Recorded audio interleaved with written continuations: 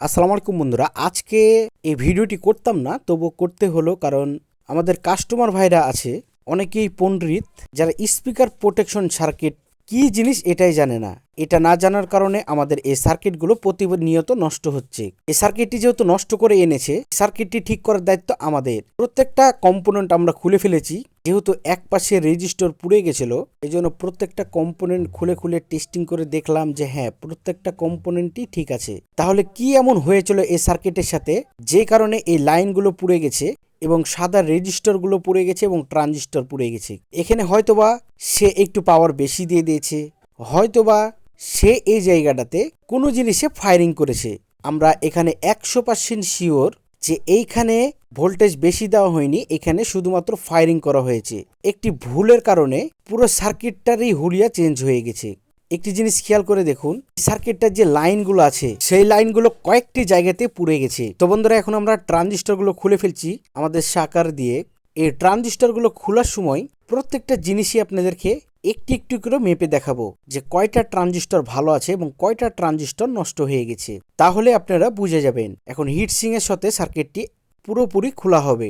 তার আগে একটি কথা বলে দিই, আমরা যেভাবে করে অ্যাসেম্বল করে থাকি, আমার মনে হয় না যে ট্রানজিস্টরের সাথে কখনোই হিটসিং এর শর্ট সার্কিট হতে পারে। কারণ আমাদের কাজের প্রতি বিশ্বাস আছে যে আমরা যেই কাজগুলো করে থাকি না কেন মনোযোগ সহকারে করে থাকি। দেখুন, এই রেজিস্টারটি খোলা হয়েছে, যে রেজিস্টারটি পুড়ে গেছিল এবং এই রেজিস্টারটি মেপে দেখলাম যে রেজিস্টারটি নষ্ট হয়ে গেছে।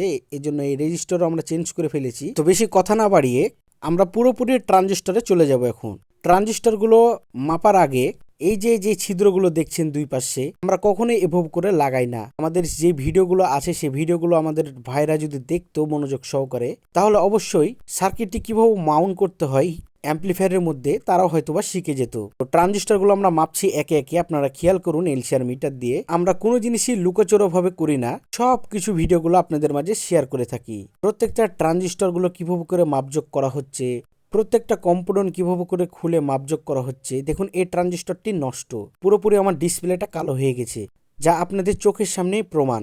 আবার দেখুন, পরবর্তী ট্রানজিস্টরে আমরা চলে গেছি।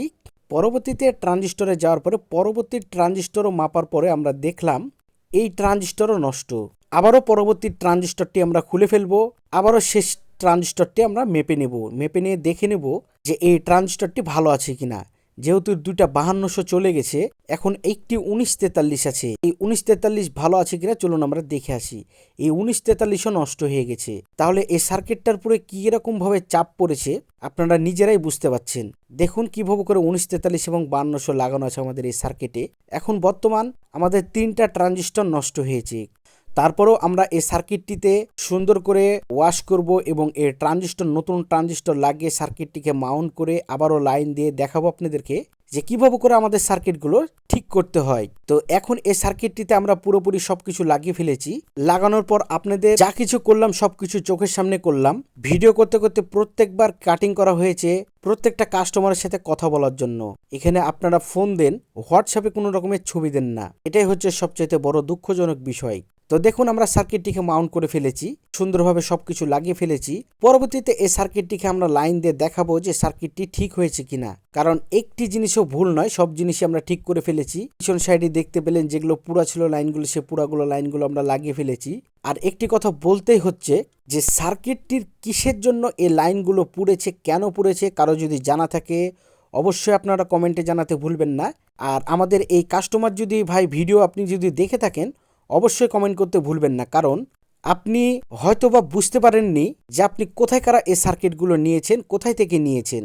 আপনারা আপনাদের ইলেকট্রনিক্স চিনেন, পেজ চিনেন, সব কিছুর ভিডিওগুলো আপনাদের সামনে আছে, কিন্তু ভিডিওগুলো দেখেন না। যখন আপনাদের কোনো জিনিসের প্রয়োজন হয় তখনই আপনারা দেখেন, কারণ মানুষ মাত্রই স্বার্থপর, এটা আমরা ভালো করেই জানি। তবুও আপনাদের ভালোর জন্য আমরা এই ভিডিওগুলো তৈরি করে থাকি। প্রতিনিয়ত কাজ করি, প্রতিনিয়ত ভিডিও ছাড়ি, আমাদের শরীরে কোনো রকমের আরাম নাই। আমরা একটি যোদ্ধা বললেই চলে।